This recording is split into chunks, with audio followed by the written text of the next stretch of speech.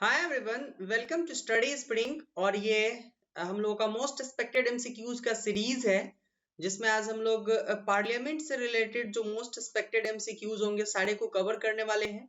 ये जो कोर्स है, ये जो लेसन है, वो सीएपीएफ एग्जाम के लिए काफी इंपॉर्टेंट होने वाला है। इसके साथ ही आपके जो सीडीएस के एग्जाम होते हैं उसके लिए, और फिर आपका नेवी हो गया, एयरफोर्स, एफकेट वगैरह जितने भी एग्जाम है ये सारे के लिए इंपॉर्टेंट होने वाला है। तो आप इसका जो प्लेलिस्ट है उसका लिंक डिस्क्रिप्शन में दिया गया, आप वहां से जाके उसको देख सकते हैं। काफी हेल्प करेगा ये आपको एग्जाम को क्रैक करने में। बट बिफोर टू बिगिन, अगर आपने चैनल को सब्सक्राइब नहीं किया है तो प्लीज चैनल को सब्सक्राइब कीजिए और वीडियोज को जितना हो सके आप शेयर कीजिए। ये इस चैनल के लिए इंपॉर्टेंट है क्योंकि अभी आपके सपोर्ट की जरूरत है हमारे चैनल को। तो चलते हैं अपने एमसीक्यूज की तरफ। पहला क्वेश्चन है आपके पास, भारत के संविधान में निम्नलिखित में क्या कथित नहीं है। इंपॉर्टेंट क्वेश्चन है, आपके पास ऑप्शन है। एक्चुअली में ये जो अभी यूपीएससी जितने एग्जाम ले रही है, ठीक है, वो अब ट्रेंड ऐसा हो चुका है यूपीएससी में कि आपसे अब पार्टिकुलर क्वेश्चन जो है, जो भी क्वेश्चन पूछे जा रहे हैं वो डायरेक्ट नहीं पूछे जाते, स्टेटमेंट में पूछे जाते हैं जो डिफिकल्ट होता है। तो इसी को क्लियर करने के लिए यहाँ पे एमसीक्यूज का जो सीरीज है आपके लिए वो लाया गया है कि आप जितना हो सके यहाँ पे एमसीक्यूज को प्रैक्टिस कर ले कि एग्जाम में आपको काफी हेल्प हो क्वेश्चन को टच करने में। तो पहला स्टेटमेंट देखते हैं हम लोग। पहला बोलता है कि राष्ट्रपति संसद के किसी भी सदन का सदस्य नहीं होगा, और दूसरा स्टेटमेंट बोलता है कि संसद राष्ट्रपति और दोनों सदनों से मिलकर बना होता है। ठीक है, दोनों स्टेटमेंट आपके पास दिया गया हुआ है। आपको ऑप्शन भी दिया गया हुआ है, यहाँ पर ये सारे ऑप्शंस दिए गए हुए हैं। इन सारे ऑप्शन में आपको क्लियर करना है कि कौन सा ऑप्शन सही है। तो जैसे हम लोग अगर संसद की बात करते हैं, ठीक है, हम लोग संसद की बात करते हैं तो संसद मुख्यतः तीन चीजों से मिलकर के बना होता है। पहला जो होते हैं वो हमारे राष्ट्रपति होते हैं, ठीक है, पहले हमारे राष्ट्रपति होते हैं, और दूसरा लोकसभा होता है, ठीक है, और तीसरा जो होता है वो होता है राज्यसभा। ठीक है, या फिर आप इसको इंटरचेंज कर सकते हैं, यहाँ पे राज्यसभा फिर लोकसभा कर सकते हैं। तो एक बार फिर से हम इसको क्लियर करते हैं। पहले राष्ट्रपति, ठीक है, नेक्स्ट हमारे आता है, नेक्स्ट जो आता है वो राज्यसभा, ठीक है, और नेक्स्ट जो आता है वो आता है लोकसभा। ठीक है, ये तीनों से मिलकर के संसद बना हुआ होता है। तो अब अगर यहाँ पे आपसे क्वेश्चन पूछा जा रहा है कि राष्ट्रपति संसद के किसी भी सदन का सदस्य नहीं होगा, तो ये चीज क्या कथित है। यहाँ पे क्वेश्चन आपसे ये पूछा जा रहा है कि कथित क्या है। अगर भारतीय संविधान कॉन्स्टिट्यूशन जो बना हुआ है उसमें इस दोनों स्टेटमेंट में क्या चीज लिखा हुआ है, तो आपका जो स्टेटमेंट नंबर 2 है ये बिल्कुल लिखा हुआ है कॉन्स्टिट्यूशन में कि संसद जो होगा वो राष्ट्रपति और दोनों सदन मीन्स उच्च सदन और निम्न सदन मीन्स राज्यसभा और लोकसभा से मिलकर के बना होगा। तो केवल स्टेटमेंट नंबर 2 यहाँ पे मेंशन किया गया हुआ है, तो इसका राइट आंसर हम लोग देंगे घ, केवल 2। नेक्स्ट क्वेश्चन देखते हैं हम लोग। निम्नलिखित में से कौन सा कथन सही है। स्टेटमेंट पे आते हैं। पहला स्टेटमेंट है कि राज्यसभा के सभी सदस्यों का निर्वाचन राज्य के विधानसभा करती है। ठीक है, स्टेटमेंट में आपसे पूछा गया है कि सही कौन सा है। एग्जाम में क्वेश्चंस हल्के होते हैं, प्रेशर के कारण आदमी क्वेश्चन को गलत करके आता है। वैसे यूपीएससी एग्जाम में क्वेश्चन हल्के नहीं पूछती है, ये तो क्लियर बात है, लेकिन फिर भी जो क्वेश्चंस आप जानते हैं उसको भी एग्जाम में गलत करके आते हैं क्योंकि प्रैक्टिस नहीं होता है। तो इसलिए यहाँ पे प्रैक्टिस करवाया जा रहा है केवल आपसे। अभी आपके लिए चैप्टर्स जान के नहीं दिए जाते हैं क्योंकि एग्जाम का बहुत कम समय होता है। इसके बाद से जो भी क्लासेस होंगी वहां पे पहले आपको जो है डिस्क्रिप्टिव चैप्टर पढ़ाया जाएगा, उसके बाद एमसीक्यू सॉल्व करवाए जाएंगे। तो इसलिए आपको केवल अभी एमसीक्यू सॉल्व करवाए जा रहे हैं कि आपको एग्जाम क्रैक करने में ज्यादा हेल्प हो। आते हैं अपने फिर से एमसीक्यूज के तरफ। तो पहला आपके पास स्टेटमेंट है, वो बोल रहा है कि राज्यसभा के सभी सदस्यों का निर्वाचन राज्य के विधानसभा करती है। आपका स्टेटमेंट नंबर 2 गलत है, स्टेटमेंट नंबर 1 गलत है। स्टेटमेंट नंबर 2 देखते हैं कि उपराष्ट्रपति राज्यसभा का पदेन सभापति होता है, अतः राज्यसभा का कोई सदस्य ही उपराष्ट्रपति के पद के लिए चुनाव लड़ सकता है। ठीक है, इसको आप फ्रेज करके रखें।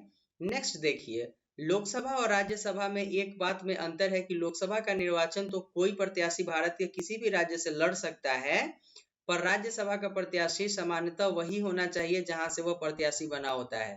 ठीक है, ये स्टेटमेंट को भी आप फ्रीज करके रखिए। और नेक्स्ट देखिए आप कि भारत के संविधान में राज्यसभा के नामित सदस्य के मंत्री पद पर नियुक्ति का अस्पष्ट प्रावधान, ये स्टेटमेंट नंबर आपका गलत है। अब आते हैं हम लोग स्टेटमेंट नंबर 2 पे, मीन्स ख पे।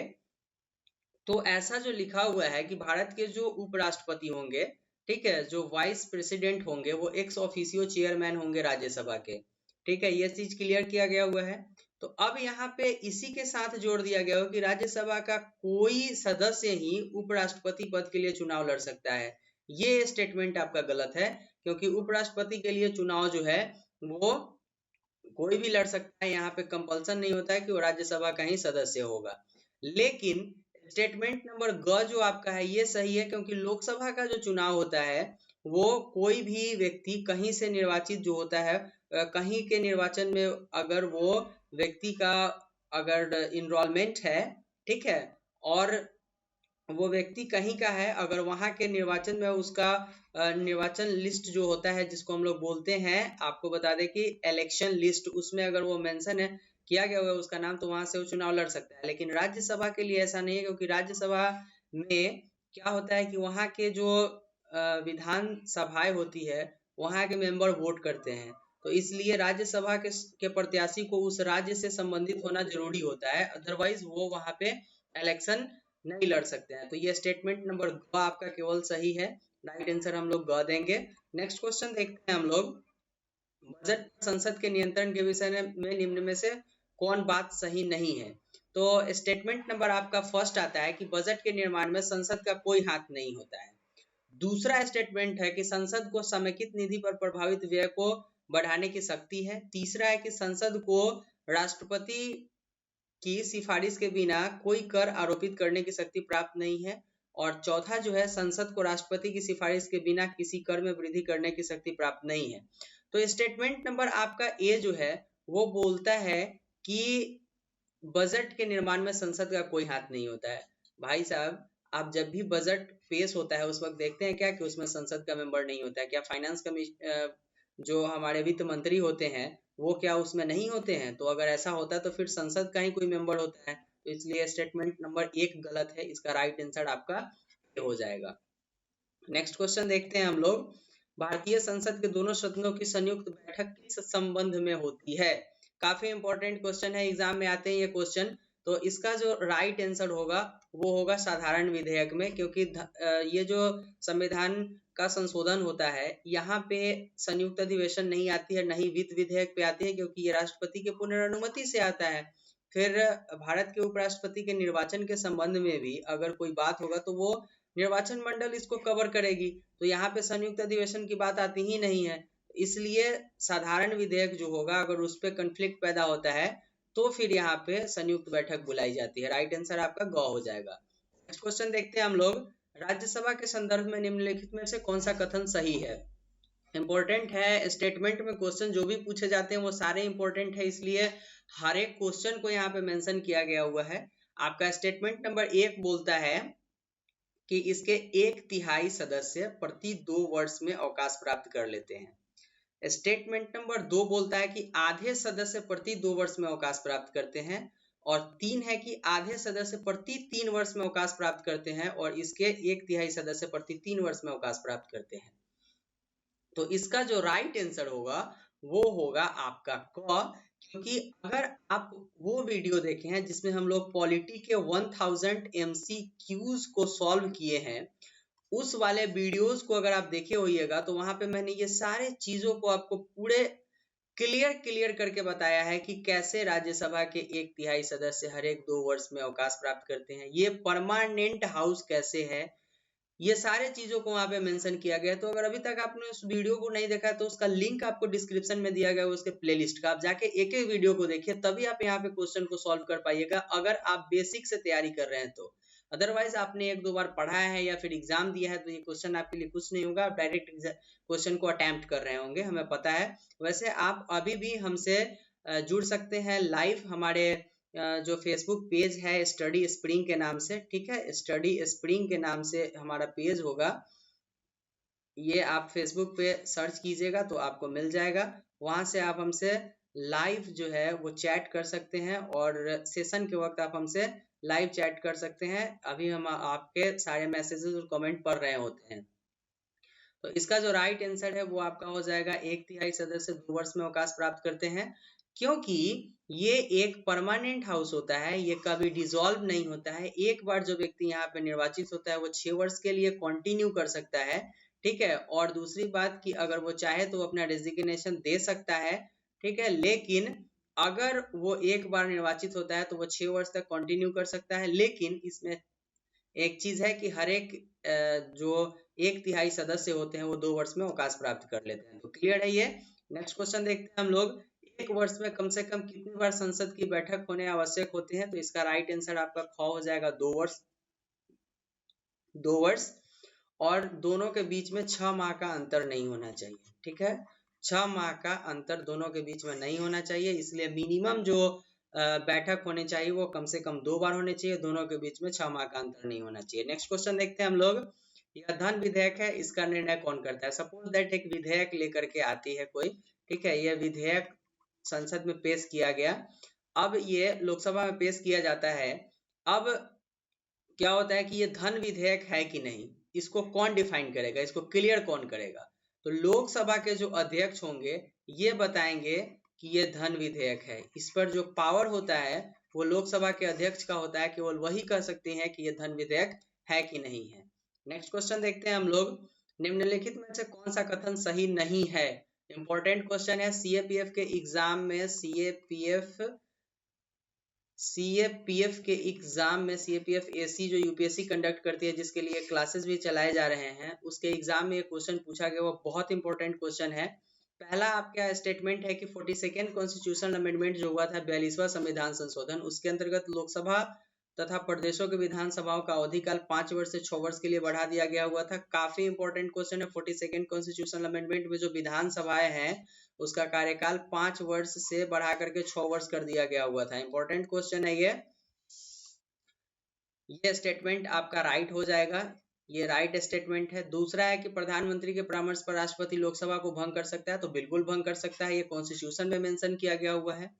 तीसरा जो स्टेटमेंट है कि धन विधेयक राज्यसभा में प्रस्तुत नहीं किए जाते, तो बिल्कुल राज्यसभा में धन विधेयक प्रस्तुत नहीं किए जाते हैं। धन विधेयक केवल लोकसभा में पेश होता है, ठीक है, केवल लोकसभा में पेश होता है और इसको राज्यसभा को विचार करके वापस करने के लिए दिया जाता है। बाकी सारे जो विधेयक होते हैं वो राज्यसभा के पास भेजे जाते हैं, ठीक है, उस पर अनुमति लेने के लिए। लेकिन ये जो धन विधेयक होता है ये राज्यसभा के पास भेजा जाता है रिटर्न करने के लिए, और इसमें टर्म एंड कंडीशन होता है कि 14 दिन के अंदर में राज्यसभा को इसको रिटर्न करना होता है। अदरवाइज जैसे लोकसभा पास की होती है वैसे ही ये पास माना जाएगा, अगर 14 दिन के अंदर में नहीं भेजती है। तो स्टेटमेंट नंबर 3 भी सही है। लेकिन स्टेटमेंट नंबर आपका 4 जो बोलता है कि राज्यसभा के 1/3 सदस्य प्रत्येक 3 वर्ष की अवधि समाप्त होने पर सेवानिवृत्त हो जाते हैं। अभी कुछ देर पहले इस क्वेश्चन को हम लोगों ने कवर किया था कि ये केवल 2 वर्ष, 1/3 सदस्य जो होते हैं वो 2 वर्ष की अवधि पर वो 1/3 जो सदस्य होते हैं वो 2 वर्ष के बाद रिटायर्ड हो जाते हैं, ठीक है। तो ये आपका स्टेटमेंट नंबर जो 4 है वो गलत है और यही इसका राइट आंसर हो जाएगा घ। नेक्स्ट क्वेश्चन देखते हैं हम लोग। लोकसभा में चुनाव के मामले में सामान्य वर्ग के उम्मीदवार तथा अनुसूचित जाति और अनुसूचित जनजाति के उम्मीदवार द्वारा जमा की जाने वाली जमानत राशि। अब आते हैं हम लोग इम्पोर्टेंट क्वेश्चन पे। सपोज दैट आपको एक चुनाव लड़ना है, ठीक है, आपको एक चुनाव लड़ना है। इसमें आपको आपका जो नामांकन होगा उस वक्त आपको जमानत राशि देनी होती है, ठीक है, जमानत राशि देनी होती है। ये जो जमानत राशि होगी, ठीक है, ये जो जमानत राशि होगी ये अनरिजर्व लोग भी देंगे और ये रिजर्वेशन वाले लोग भी देंगे। तो अनरिजर्व वाले लोग को जो है वो लोकसभा के चुनाव में 10,000 रुपये देने होते हैं और जो है वो अनुसूचित जाति और जनजाति वाले लोग को 5,000 रुपये देने होते हैं। यह भी क्लियर बात है। लेकिन यहाँ पे अगर उनको एक लिमिट अमाउंट में, एक लिमिट जो होता है इलेक्शन के वोट का, अगर वो नहीं मिलता है तो उनकी जमानत राशि जब्त हो जाती है। अब आपके लिए, आपको भी पता है कि होमवर्क मिलता है आपको, तो यही आपका होमवर्क है कि कितनी सीट नहीं आती है या कितना % सीट नहीं आता है तो उनकी ये जमानत राशि जो होगी वो जब्त हो जाएगी। इसका आंसर आप कमेंट बॉक्स में कीजिएगा या फिर स्टडी स्प्रिंग के फेसबुक पेज पे कीजिएगा। इसका राइट आंसर आपका ग हो जाएगा 10,000 और 5,000। नेक्स्ट क्वेश्चन देखते हैं हम लोग।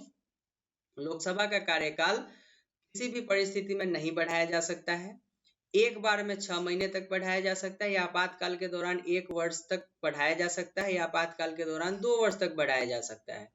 बस आपको बिल्कुल इस क्वेश्चन के लिए कुछ नहीं करना है, इंदिरा गांधी का, ठीक है, इंदिरा गांधी का कार्यकाल याद करना है आपको, और इसमें आपको देखना है कि ये क्या था उस वक्त। तो जैसे ही 352 इम्पोज हुआ था, वैसे ही क्या हुआ कि लोकसभा का कार्यकाल 1 वर्ष के लिए बढ़ा दिया गया, और ऐसे ऐसे करके लोकसभा का कार्यकाल बढ़ाया गया हुआ था। लेकिन 1 वर्ष में आपातकाल के दौरान 352 अगर इम्पोज होता है तो केवल 1 वर्ष बढ़ता है एक बार में लोकसभा का कार्यकाल। फिर से इसको 1 वर्ष बढ़ाया जा सकता है, फिर से 1 वर्ष बढ़ाया जा सकता है। लेकिन जैसे 352 यहाँ पे खत्म हो जाता है, 352 खत्म हो जाता है, तो उसके 6 माह के अंदर में जो है वो चुनाव करवाना अनिवार्य होता है। अगर ऐसा नहीं होता है तो ये जो है कॉन्स्टिट्यूशन के अगेंस्ट में होगा। इसका राइट आंसर जो होगा वो आपका ग हो जाएगा। नेक्स्ट क्वेश्चन देखते हैं हम लोग। निम्न कथन पर विचार कीजिए। क्वेश्चन आपका बोलता है कि भारत में संसद के दोनों सदनों की संयुक्त बैठक अनुच्छेद 108 में स्वीकृत की गई हुई है। नेक्स्ट बोलता है लोकसभा तथा राज्यसभा की संयुक्त बैठक 1961 में हुई थी। और बोलता है आपसे कि भारतीय संसद के दोनों सदनों की दूसरी संयुक्त बैठक बैंक सेवा आयोग बिल को पारित करने के लिए किया गया हुआ था। पूछा जा रहा है इसमें से राइट स्टेटमेंट कौन है। तो अगर आपने एम लक्ष्मीकांत को पढ़ा है, ठीक है, अगर आपने एम लक्ष्मीकांत को पढ़ा है तो ये क्वेश्चन आपके लिए कुछ नहीं है, एकदम सिंपल क्वेश्चन है ये। इसमें जो भी स्टेटमेंट दिए गए हुए हैं वो सारे स्टेटमेंट सही है, इसलिए इसका राइट आंसर हम लोग घ देंगे 1, 2 और 3, क्योंकि लोकसभा के संयुक्त बैठक अनुच्छेद 108 में मेंशन किया गया हुआ है।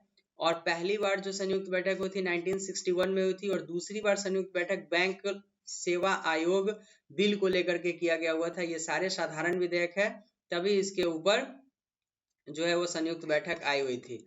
नेक्स्ट क्वेश्चन देखते हैं हम लोग।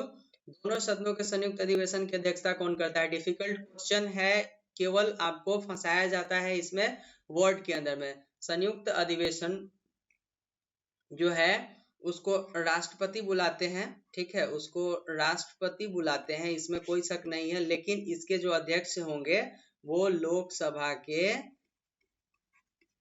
इसके जो अध्यक्ष होते हैं वो लोकसभा के अध्यक्ष जो होते हैं वही इसकी अध्यक्षता करते हैं। तो इसका जो राइट आंसर होगा वो आपका ग हो जाएगा। लोकसभा के जो अध्यक्ष होंगे वही संयुक्त अधिवेशन जो होगा ज्वाइंट पार्लियामेंट कमेटी उसमें बैठे रहेंगे। नेक्स्ट क्वेश्चन देखते हैं हम लोग। निम्नलिखित राज्यों में से किसमें अनुसूचित जाति के लिए लोकसभा में स्थान आरक्षित नहीं है। बहुत सिंपल क्वेश्चन, एग्जाम में डायरेक्ट आने वाले क्वेश्चन। इसका राइट आंसर आपका क हो जाएगा, केरल और तमिलनाडु के लिए।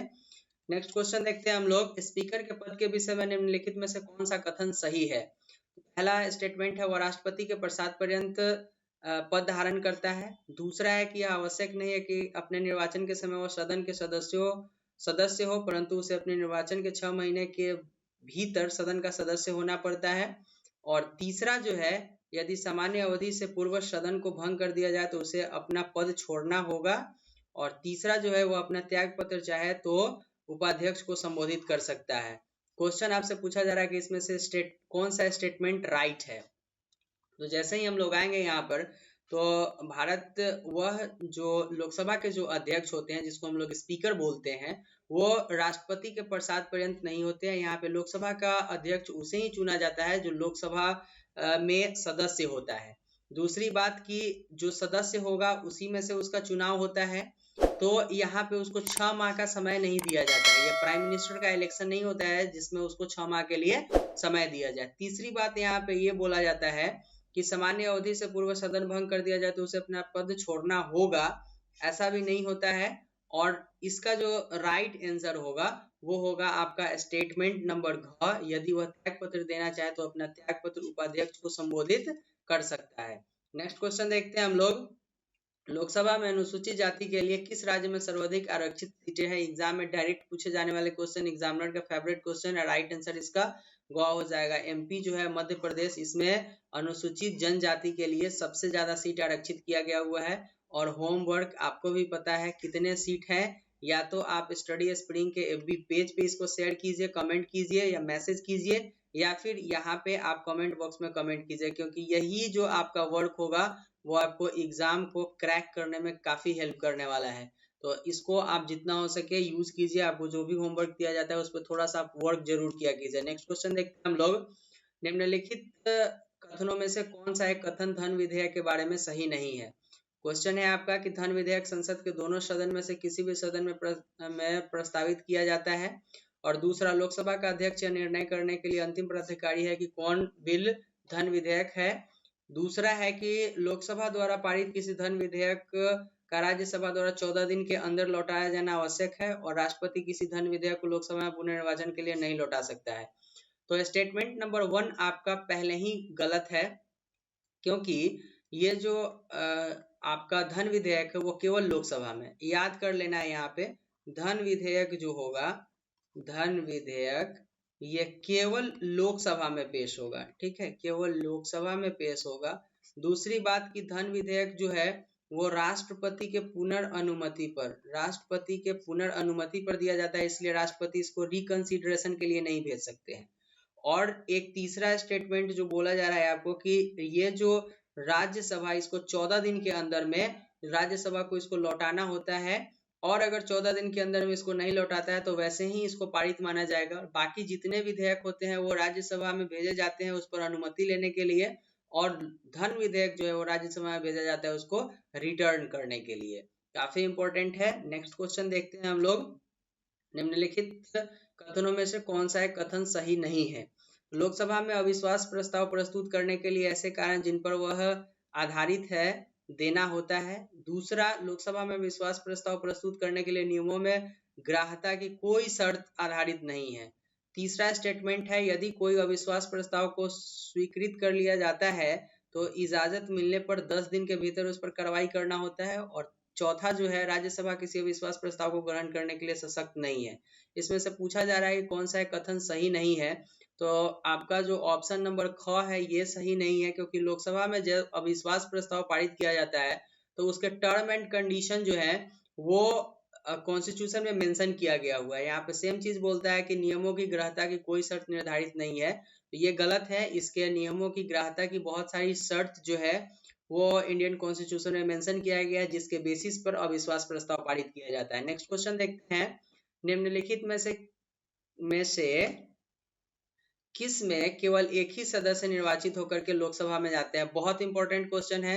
ये क्वेश्चन 2-3 बार एग्जाम में पूछे गए हुए हैं, इसलिए आपको यहाँ पे मेंशन किया गया। इसका राइट आंसर आपका ग हो जाएगा, सिक्किम। यहाँ से केवल एक सदस्य ही निर्वाचित होकर के लोकसभा में जाते हैं। एग्जाम में डायरेक्ट पूछा जाने वाला क्वेश्चन है। नेक्स्ट क्वेश्चन, संसद के किसी सदस्य की सदस्यता समाप्त समझी जाएगी यदि वह बिना सदन को सूचित किए हुए अनुपस्थित रहता है। तो ये 60 दिन तक अगर सदन को बिना सूचित किए हुए अनुपस्थित रहेगा, ठीक है, बिना सूचित किए हुए अनुपस्थित अगर रहता है 60 दिन तक, तो उसके पद को हम लोग रिक्त समझेंगे। ठीक है, ये टर्म एंड कंडीशन है लोकसभा के लिए। सेम चीज राज्यसभा के लिए है, और वही आपका विधान परिषद और विधानसभा के लिए है। नेक्स्ट क्वेश्चन देखते हैं हम लोग। लोकसभा के अध्यक्ष को कैसे हटाया जा सकता है? उसका राइट आंसर आपका ए हो जाएगा। सेम टर्म एंड कंडीशन होता है कि लोकसभा में जो उपस्थित और मतदान करने वाले सदस्य होते हैं उसके 2/3 सदस्य से के द्वारा जो भी संकल्प पारित किया जाता है उसी के अनुसार लोकसभा के अध्यक्ष को हटाया जाता है। नेक्स्ट क्वेश्चन देखते हैं हम लोग। संसद के दोनों सदनों के संयुक्त अधिवेशन कौन बुला सकता है? मैंने पहले इसका आंसर दे दिया है, राष्ट्रपति ही इसको बुला सकते हैं। संसद के दोनों सदनों के संयुक्त अधिवेशन जब भी बुलाना होगा तो राष्ट्रपति ही बुलाएंगे। राइट आंसर आपका ख हो जाएगा। नेक्स्ट क्वेश्चन देखते हैं। निम्न कथनों पर विचार कीजिए। पहला स्टेटमेंट है, अनुच्छेद 80 के तहत भारत के संसद का एक राज्यसभा होगा। ठीक है। दूसरा, काउंसिल ऑफ स्टेट का नाम बदलकर राज्यसभा किया गया। और तीसरा, राज्यसभा के सदस्यों की अधिकतम संख्या 250 है। बहुत इंपॉर्टेंट क्वेश्चन है। यहाँ पे 245 को लेकर के बहुत ज्यादा ये प्रॉब्लम आता है एग्जाम में, क्वेश्चन में, कि 250 बोला जाता है, ये राइट है कि रॉन्ग है। तो मैक्सिमम नंबर जो है लोकसभा में सदस्य राज्यसभा में वो 250 है। ठीक है। और अनुसूची 4 में जो मेंशन किया गया है उसके हिसाब से 245 है, 233 और यहाँ पे नेक्स्ट आपका आ जाता है 12 के लिए, यह भी इंपॉर्टेंट है आपका। तो इसमें पूछा जा रहा है आपसे कि कौन सा कथन सत्य है। तो जो भी तीनों स्टेटमेंट दिए गए हैं ये सारे सही है, क्योंकि काउंसिल ऑफ स्टेट का नाम बदल करके ही राज्यसभा रखा गया हुआ था और राज्यसभा में सदस्यों की अधिकतम संख्या 250 है। ठीक है, ये भी इम्पोर्टेंट है। और अनुच्छेद 80 के तहत भारत का एक संसद होगा, ये भी बात, संसद का एक राज्यसभा होगा, ये भी बात कॉन्स्टिट्यूशन में मेंशन किया गया हुआ। तो राइट आंसर इसका गौ हो जाएगा। नेक्स्ट क्वेश्चन देखते हैं। चौथी अनुसूची में आवंटित स्थानों के अनुसार राज्यसभा के लिए कितने स्थान उल्लेखित किए गए हुए हैं। तो इसका राइट आंसर मैंने पहले ही बताया है 233 और 12, जिसमें 4 सीट जो होते हैं वो यूनियन टेरिटरीज में केवल 2 लोगों के लिए, 2 यूनियन टेरिटरीज के लिए होते हैं, दिल्ली और पुदुचेरी के लिए। ठीक है, दिल्ली और पुदुचेरी के लिए ये 4 सीट जो होते हैं वो इन 2 राज्यों के लिए, 2 यूनियन टेरिटरीज के लिए होते हैं, दिल्ली और पुदुचेरी के लिए। आफ्टर 17th कॉन्स्टिट्यूशनल अमेंडमेंट के बाद इनको ये अधिकार दिया गया हुआ था। तो चलते हैं नेक्स्ट क्वेश्चन में। अनुच्छेद 83 के अनुसार राज्यसभा विघटित नहीं होती है। राज्यसभा का सदस्य अपना त्याग पत्र राष्ट्रपति को देता है और रिक्त स्थान पर चुना गया सदस्य अगले उपचुनाव तक बना रहता है। कौन सा स्टेटमेंट गलत है? बहुत इंपॉर्टेंट क्वेश्चन है, आपको शब्द में फंसाया जाता है, एग्जामिनर का यही काम होता है, साइकोलॉजिस्ट बैठे होते हैं वहां पे आपको फंसाने के लिए। तो स्टेटमेंट नंबर 2 जो है आपका ये गलत है, क्योंकि राज्यसभा का जो सदस्य होता है वो अपना त्याग पत्र जो राज्यसभा के सभापति हो उसको देते हैं, न कि राष्ट्रपति को देते हैं। तो यहाँ इसका जो गलत आंसर है वो केवल 2 हो जाएगा, राइट आंसर ख हो जाएगा। नेक्स्ट क्वेश्चन देखते हैं हम लोग। राज्यसभा के सभापति का चुनाव उसके सदस्य द्वारा होता है। और दूसरा क्वेश्चन आपसे दिया गया हुआ है कि 14 दिन के पहले सूचना पर सदस्यों द्वारा संकल्प पारित करने पर सभापति को हटाया जा सकता है। इसमें से बोला जा रहा है कौन सा कथन सत्य है। तो इसका राइट आंसर जो होगा वो आपका स्टेटमेंट नंबर 2 हो जाएगा, केवल 2, क्योंकि राज्यसभा के जो सभापति होते हैं वो एक्स ऑफिसियो चेयरमैन होते हैं। जो भारत के वाइस प्रेसिडेंट होते हैं वो एक्स ऑफिसियो चेयरमैन होते हैं राज्यसभा के लिए। तो उनका चुनाव जो होगा उनके सदस्य में से नहीं होगा। लेकिन उपसभापति का जो चुनाव होता है, उप सभापति का जो चुनाव होगा वो अपने सदस्यों में से होगा राज्यसभा के। लेकिन जो राज्यसभा के सभापति होंगे वो एक्स ऑफिसियो चेयरमैन होते हैं। जो वाइस प्रेसिडेंट होते हैं वही एक्स ऑफिसियो चेयरमैन होते हैं राज्यसभा के। तो अपने में से चुनने की कोई बात ही नहीं आती है। लेकिन अगर उनको हटाना होगा उनके पद से, संकल्प जिसको बोला जाता है, तो वो 14 दिन पहले उनको सूचना देना पड़ता है। तो स्टेटमेंट नंबर 2 सही है, राइट आंसर इसका ख हो जाएगा। नेक्स्ट क्वेश्चन देखते हैं हम लोग। सभापति और उपसभापति दोनों की अनुपस्थिति में कौन उनके कार्यों का निर्वहन करता है। सपोज दैट अभी एम वेंकैया नायडू है राज्यसभा के सभापति, और उपसभापति जो होंगे वो भी क्या होगा कि अगर उपसभापति ये भी अनुपस्थित होंगे, तो अब इस कंडीशन में कौन उनके कार्यों का निर्वहन करेगा। तो इसका जो राइट आंसर होगा वो आपका ए हो जाएगा। राष्ट्रपति जो है राज्यसभा में से किसी व्यक्ति का नाम निर्दिष्ट करते हैं और वही उनके कृत्यों का निर्वहन करता है। तो राइट आंसर आपका क हो जाएगा। नेक्स्ट क्वेश्चन देखते हैं हम लोग। संसद राज्य सूची पर कानून बना सकती है। अब संसद जो है वो राज्य सूची के ऊपर कानून बनाती है। सूचियां 3 होती है, संघ सूची, राज्य सूची और समवर्ती सूची। संघ सूची पे जो है वो आपका कानून जो बनाने का अधिकार होता है वो केंद्र सरकार को होता है। राज्य सूची पे राज्य सरकारें कानून बनाती है और समवर्ती सूची पे दोनों बनाती है। लेकिन कन्फ्लिक्ट अगर पैदा होता है तो फिर केंद्र सरकार की बातों को माना जाता है। ये भी इम्पोर्टेंट है, ये आपका कंकरेंट लिस्ट का जो मैटर है। लेकिन पूछा जा रहा है कि संसद राज्य सूची के विषय पर कानून बना सकती है। ऐसा क्यों बना सकती है? क्योंकि ये 249 में मेंशन किया गया हुआ है। और दूसरा ये है कि अगर संसद इसके ऊपर कानून बनाती है तो 1 वर्ष तक इसको परिवर्तन में रखा जाता है, और फिर अगर चाहे तो राज्यसभा इसके टेन्योर को बढ़ा सकता है। तो इसलिए इसका जो स्टेटमेंट आपसे पूछा, इससे ऑप्शन पूछा जा रहा है आपसे, ऑप्शन को देख करके कि कौन सा सत्य है। तो दोनों स्टेटमेंट सत्य है, इसलिए राइट आंसर इसका हम लोग ग देंगे। नेक्स्ट क्वेश्चन देखते हैं हम लोग। लोकसभा के संदर्भ में कौन सा कथन सत्य है। पहला स्टेटमेंट है लोकसभा का गठन 17 अप्रैल 1952 को हुआ था, बहुत इंपॉर्टेंट, सही है स्टेटमेंट नंबर 1। दूसरा, पहली बैठक 13 मई 1952 को हुई थी, ये भी सही है। और तीसरा जो स्टेटमेंट है कि 14 मई 1952 को पीपल ऑफ हाउस का नाम बदल करके लोकसभा रखा गया। तो तीनों स्टेटमेंट सही है। और आपसे पूछा जा रहा है कि इसमें गलत कौन है, तो इसका राइट आंसर हम लोग घ दे देंगे, इनमें से कोई नहीं। नेक्स्ट क्वेश्चन देखते हैं। लोकसभा के अध्यक्ष के संदर्भ में कौन सा कथन सत्य है? तो लोकसभा के अध्यक्ष के निर्वाचन की तिथि राष्ट्रपति निश्चित करते हैं, स्टेटमेंट नंबर 1 सत्य है। स्टेटमेंट 2 बोलता है कि लोकसभा के अध्यक्ष राष्ट्रपति के समक्ष शपथ लेते हैं, इसको आप फ्रीज करके रखिए। दूसरा है कि वह सामान्य सदस्य के रूप में शपथ लेते हैं। तो स्टेटमेंट नंबर 2 जो है वो आपका गलत है, इसका राइट आंसर आपका हो जाएगा 1 और 3, क्योंकि लोकसभा के जो अध्यक्ष होते हैं वो सामान्य सदस्य के रूप में शपथ लेते हैं और इनको जो शपथ दिलवाता है वो प्रोटेम स्पीकर दिलवाता है, और प्रोटेम स्पीकर को नियुक्त कौन करते हैं? तो वो राष्ट्रपति करते हैं, क्योंकि राष्ट्रपति लोकसभा के सारे सदस्यों को जो है वो शपथ नहीं दिलवा सकते हैं इतने देर तक के लिए, इसलिए प्रोटेम स्पीकर का चुनाव होता है और प्रोटेम स्पीकर इनको एक सामान्य सदस्य के रूप में शपथ दिलवाता है और वो जो है वो लोकसभा के अध्यक्ष चुने जाते हैं बाद में। नेक्स्ट क्वेश्चन देखते हैं हम लोग, निम्न में से कौन लोकसभा अध्यक्ष का कार्य नहीं है? तो निर्णायक वोट देना।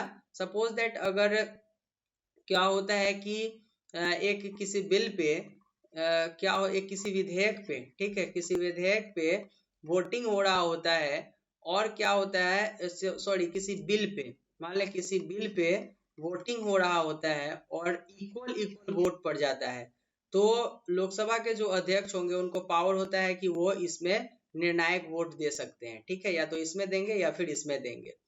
और नेक्स्ट है कि लोकसभा सदस्य, इसको आप का कर लीजिएगा, का त्याग पत्र स्वीकार करना, तो ये जो पावर है वो भी लोकसभा के अध्यक्ष को है। तीसरा है कि कोई भी विधेयक धन विधेयक है या नहीं इसकी पुष्टि करना। पिछले कितने स्लाइड में मैंने इसको मेंशन कर दिया कि धन विधेयक है नहीं इसकी पुष्टि लोकसभा के अध्यक्ष करते हैं। और तीसरा जो है कि संसद के, चौथा जो आपका स्टेटमेंट नंबर है, संसद के किसी भी सदन में भाग लेना, तो ये स्टेटमेंट आपका गलत है, क्योंकि जो हमारे संसद के जो मीन्स संसद आप बोले लोकसभा के जो अध्यक्ष होते हैं वो लोकसभा के अध्यक्ष केवल लोकसभा में भाग लेते हैं। संसद के दोनों सदन मीन्स लोकसभा और Rajya Sabha, lower house and upper house में से किसी में, दोनों में भाग नहीं ले सकते, वो केवल लोकसभा में भाग लेते हैं। और बाकी ज्वाइंट जब भी संयुक्त अधिवेशन होता है लोकसभा को, तो उसकी अध्यक्षता जो करते हैं वो लोकसभा के अध्यक्ष करते हैं। तो ये भी इम्पोर्टेंट है।